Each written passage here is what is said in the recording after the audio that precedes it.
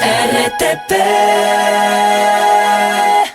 Está con nosotros Victoria Ramírez, ella es consultora política y vamos a hablar justamente sobre el control de las Cortes Constitucionales. Bienvenida a la mañana en RTP, estimada Victoria, gracias por acompañarnos.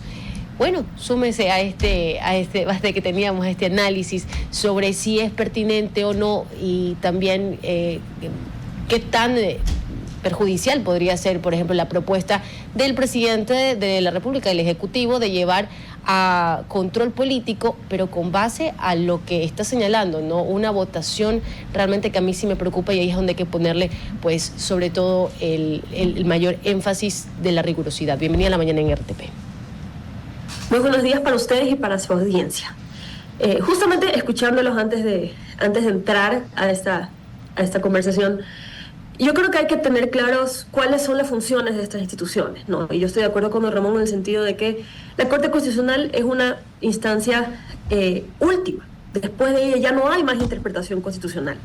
Entonces sí es importante tener en cuenta que la dinámica bajo la que opera la Corte Constitucional no es la misma dinámica bajo la que operan los ministros, bajo la que operan los legisladores. Entonces, aplicar un control político a una dinámica que opera de manera diferente, pues obviamente va a ser súper ineficiente.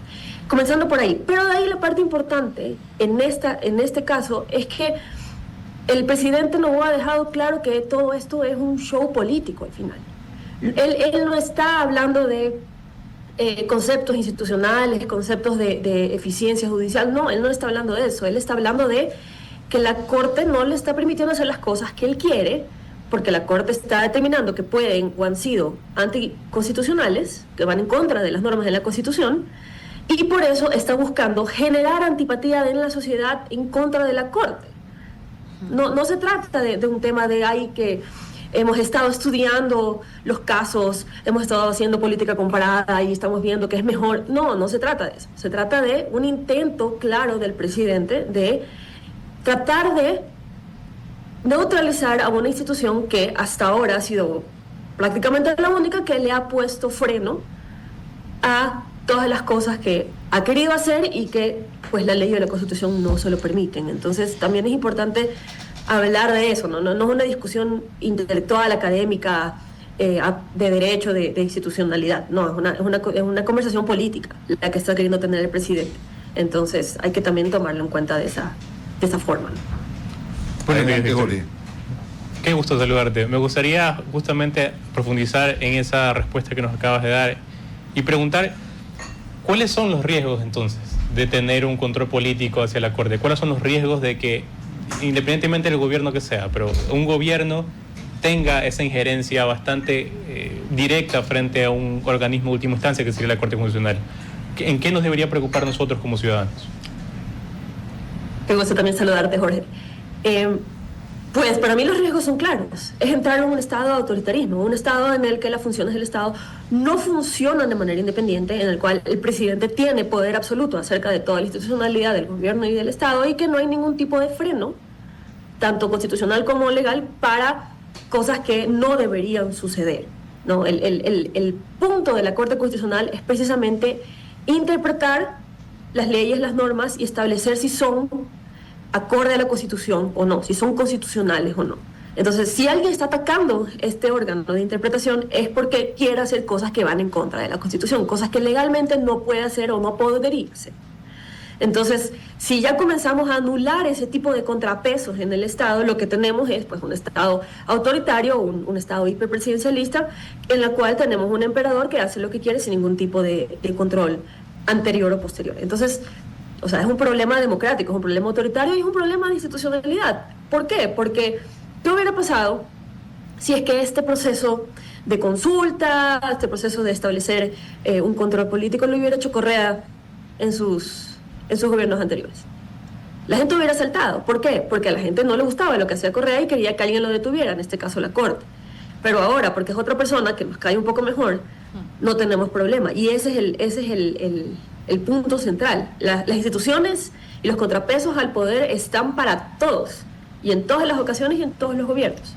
Entonces, estar a favor de este tipo de control, que en este caso resulta arbitrario, como decía Street, precisamente es ridículo pensar que a un órgano tan alto y de última instancia como la Corte Constitucional lo van a instituir a sus jueces con menos votos por mayoría simple que a un ministro o a otras autoridades, pues es simplemente dejar claro que no les interesa un control real, sino que simplemente lo que quieren es poder destituir a los jueces que fallan en contra del gobierno. Entonces, para mí es un problema de autoritarismo.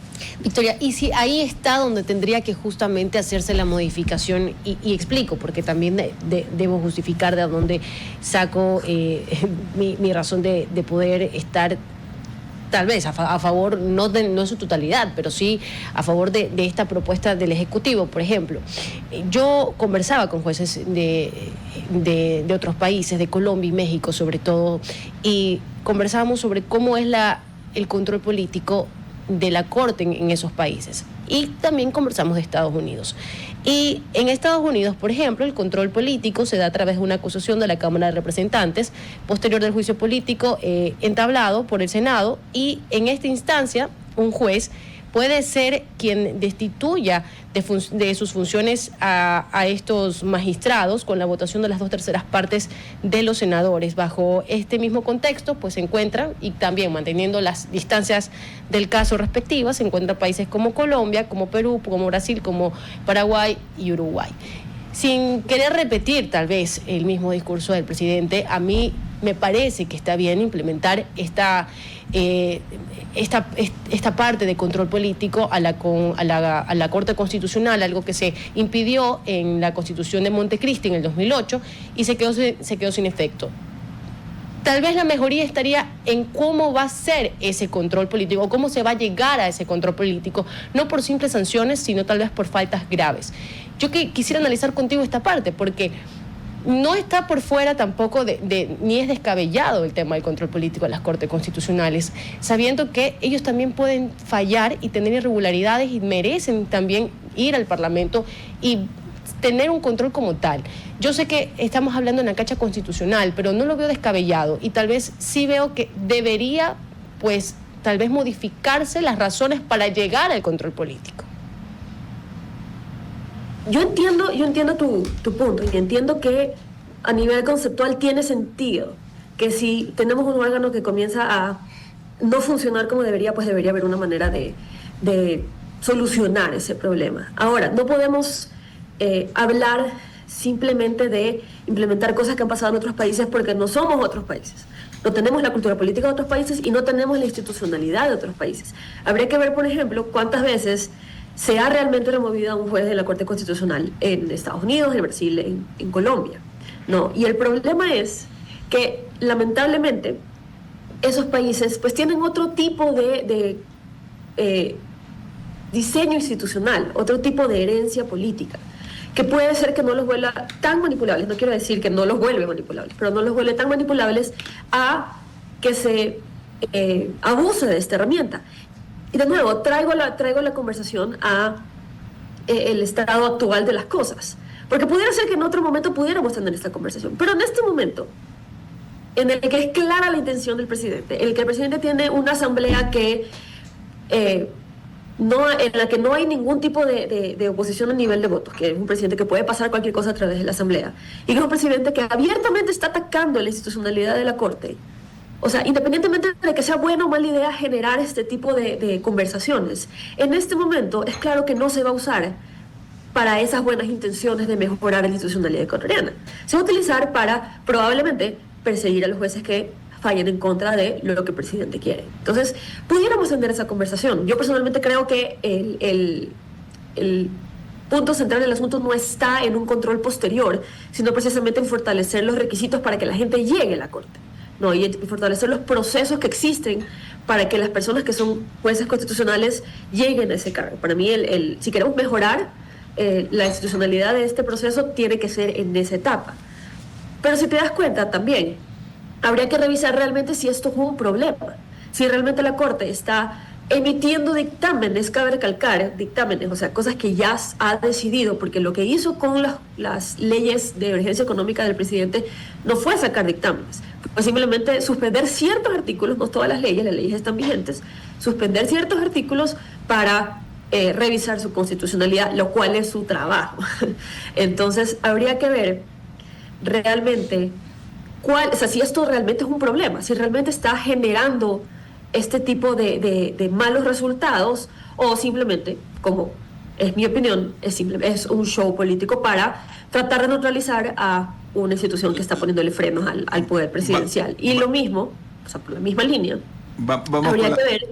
Siga. Vamos con la última pregunta que va a hacer Jorge. Le ruego sea concisa porque ya estoy sobre el tiempo. Adelante, Jorge. Victoria, mencionabas un poco el tema de la cultura política y bajo esa perspectiva también hay que traerlo también el caso ecuatoriano, que es lo que estabas haciendo un poco, y me da la curiosidad, sobre todo para nuestra audiencia, quizás preguntarte cuál es la importancia que tienen las instituciones en un país y sobre todo también cuál es el estatus de la institucionalidad en Ecuador, si existe o no existe, y cómo eso se puede unir justamente a lo importante y luego al tema en el que estamos conversando. Claro que sí. A ver, las instituciones existen, es lo que moldea una sociedad. Las instituciones pueden ser formales e informales. Informales son las costumbres, la manera en cómo la gente se trata, los valores de una sociedad, y las formales son las cosas de las que estamos hablando. El gobierno, la administración pública, los municipios, son todo lo que está escrito que existe para regular a la sociedad. Entonces, ¿por qué es importante? ¿Y por qué es importante fortalecer la institucionalidad y no permitir ningún tipo de injerencia en cómo funcionan los procesos? Porque eso, al final de cuentas, es lo que le permite al ciudadano vivir de manera libre. Nosotros ahorita estamos hablando de un órgano alto, un órgano de una manera más conceptual, pero si un presidente es capaz de meterse con un órgano que es el único que le está dando freno, no habría ningún tipo de impedimento para que se meta en otras cosas que a los ciudadanos los puede afectar directamente, que puede afectar su vida, puede afectar su economía, puede afectar su bienestar. Y cabe recalcar que en lugar de estar peleándose con la Corte, hay muchos otros problemas mucho más urgentes, como la economía, como el crimen organizado, que a la gente de verdad la gente que de verdad necesita que se resuelvan. Entonces, la institucionalidad como tal lo que le permite a la gente es tener certidumbre de cómo funcionan las cosas. Saben que si va a trabajar un día, al día siguiente va a trabajar bajo las mismas condiciones, lo mismo si tiene un negocio, lo mismo que si tiene que hacer un trámite, tiene que enfrentarse a la burocracia, sabe que las cosas funcionan de cierta manera y tiene que funcionar de cierta manera. Y de ahí le permiten planear su vida y organizarse. Así que si tenemos un gobierno que no permite eso, pues no solamente es los problemas generales de la sociedad, sino también a nivel ciudadano no poder desarrollarse como persona. Muchas gracias, abogada Ramírez. Un buen día para usted. Igualmente para ustedes, muchas gracias. RTP